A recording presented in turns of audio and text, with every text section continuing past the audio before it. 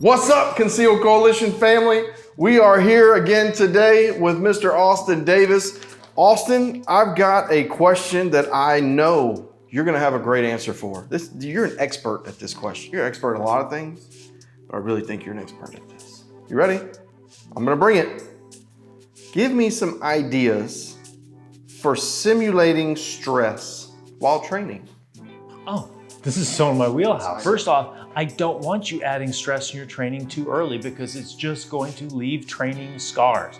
Really and truly, what I would prefer in the earlier stages of someone's development as a shooter or as a first responder, for someone who wants to learn to effect self-rescue, is to do visualization.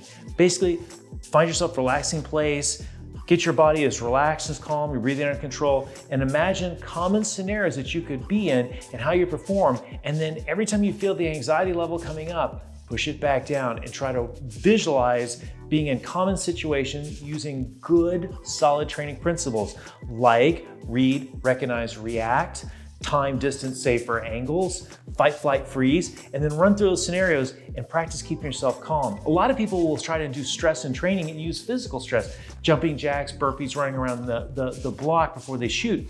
This is real common in law enforcement. I am not convinced, nor is Force Science convinced, Force Science Institute, that really simulates the same thing as stress training. Now, for me personally, I stress train, I fly a wingsuit. I'm a skydiver, been one for about 20 years. And I find the great thing about skydiving is it is a very dangerous activity that can be done safer.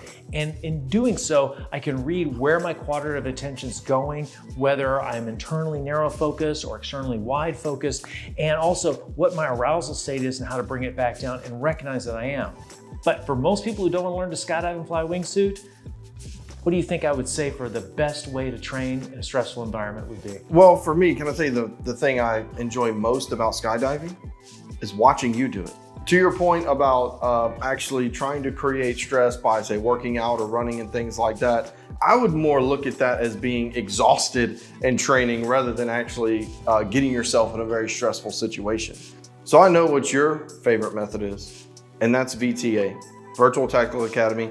And I've seen you put people through, I've actually worked with you on the machine a few times, of actually putting people through stressful situations in real life scenarios. But that stress was all context based. It was not about yelling or some ninja jumping out of a closet. It's all about just adding more context and complexity to where that person gets right to the edge of where they think they can handle it, let them handle it, and next time a little more complexity and a little more, and we slowly stress inoculate them to handle more complex situations in lesser amount of time with lesser information. And you know, a lot of times where I see the stress levels start with them, you'll put the scenario on the screen and you'll ask them a simple question: who do you love that could be in the house with you? And they'll say, oh, my wife. And you say, okay, let's see what you do. And immediately I see the stress level go up because they have no information, right? I feel like a lot of times what they're expecting is for you to give them all the details of, hey, what's about to happen in this scenario. But you give them, honestly, just probably maybe a little more information than they would have in real life.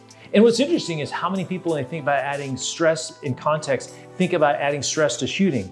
Time, tighter patterns, farther distances. But if you really think about it, it's the cognitive decision-making that's really going to tell whether you make it through a critical, dynamic life event.